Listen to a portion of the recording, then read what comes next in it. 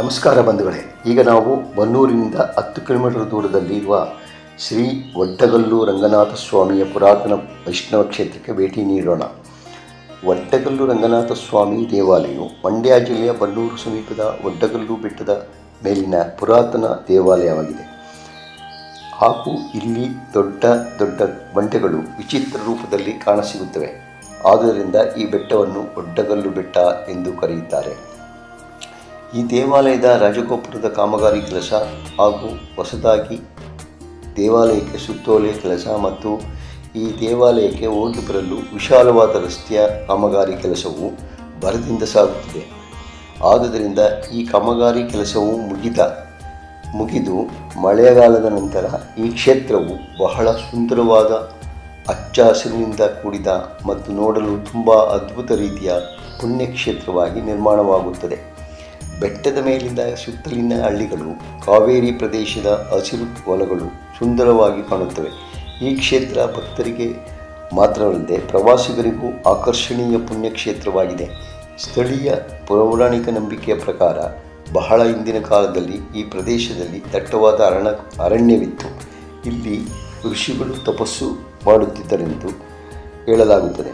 ವಿಷ್ಣುವಿನ ಅವತಾರವಾದ ರಂಗನಾಥ ಸ್ವಾಮಿ ಇಲ್ಲಿ ತಪಸ್ಸು ಮಾಡಿದ ಋಷಿಗಳಿಗೆ ದರ್ಶನ ನೀಡಿದ್ದನಂತೆ. ಆದ್ದರಿಂದ ಈ ಪುಣ್ಯಕ್ಷೇತ್ರದ ದರ್ಶನದಿಂದ ಧನಧಾನ್ಯ ಸಂಪತ್ತು ಶ್ರೀ ರಂಗನಾಥ ಸ್ವಾಮಿಯು ಎಲ್ಲ ಭಕ್ತರಿಗೂ ನೀಡುತ್ತಾನೆಂದು ನಂಬಿಕೆ. ಮಂಡ್ಯ ಮತ್ತು ಮೈಸೂರು ಪ್ರದೇಶದ ಹಲವಾರು ದೇವಾಲಯಗಳಲ್ಲಿ ಗಂಗಾ, ಹೊಯ್ಸಳರ ಮತ್ತು ವಿಜಯನಗರದ ಕಾಲದ ಶಾಸನಗಳು ಕಂಡುಬರುತ್ತವೆ ಎಂಬುದು ಸ್ಥಳೀಯರ ವಾದ. ಈ ದೇವಾಲಯದಲ್ಲಿ ನಡೆಯುವ ಪ್ರಮುಖ ಆಚರಣೆಗಳು ವೈಕುಂಠ ಏಕಾದಶಿ, ಶ್ರೀ ರಂಗನಾಥನ ಜಾತ್ರೆ, ರಾಮನವಮಿ ಹಾಗೂ ಶ್ರಾವಣ ಮಾಸಗಳಲ್ಲಿ ವಿಶೇಷ ಪೂಜೆ ನಡೆಯುತ್ತವೆ.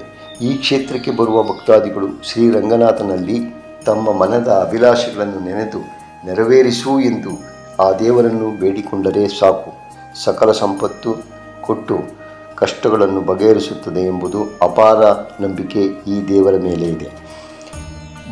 ಒಡ್ಡಗಲ್ಲು ರಂಗನಾಥನ ವಾಸ್ತುಶೈಲಿ ಬಹಳ ಸರಳವಾಗಿದ್ದರೂ ಕೂಡ ಪುರಾತನ ಲಕ್ಷಣಗಳನ್ನು ಹೊಂದಿದೆ.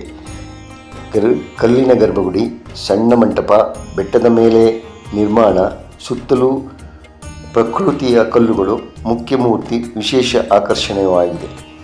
ಮತ್ತೊಂದು ಪೌರಾಣಿಕ ನಂಬಿಕೆಯ ಪ್ರಕಾರ ರಕ್ಷಣೆಗಾಗಿ ರಂಗನಾಥನು ಕುದುರೆ ಏರಿ ಸವಾರಿ ಮಾಡಿ ಬೆಟ್ಟದ ಸುತ್ತಲೂ ಸಂಚರಿಸುತ್ತಾನೆ ಎಂಬ ಭಕ್ತರ ನಂಬಿಕೆ ಇದೆ. ಗ್ರಾಮದಲ್ಲಿ